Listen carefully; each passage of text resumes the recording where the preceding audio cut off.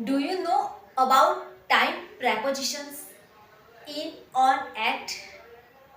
Let's understand. In. ઇનનો use months, years, centuries અને long period બતાવવા માટે થાય છે. Examples: he was born in 2000. એ 2000માં જન્મ્યો હતો. She will visit us in December. એ ડિસેમ્બરમાં અમારી મુલાકાત લેશે. ઓન. ઓનનો યુઝ ડેઝ અને સ્પેસિફિક ડેટ્સ બતાવવા માટે થાય છે. Examples: I have a meeting on Monday. સોમવારે મારી મીટિંગ છે. He was born on 13 December. એ 13મી ડિસેમ્બરના રોજ જન્મ્યો હતો. એટ.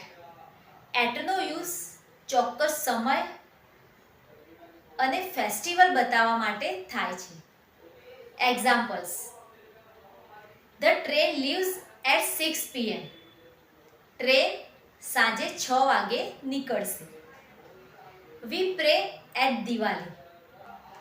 અમે દિવાળીએ પ્રાર્થના કરીએ છીએ.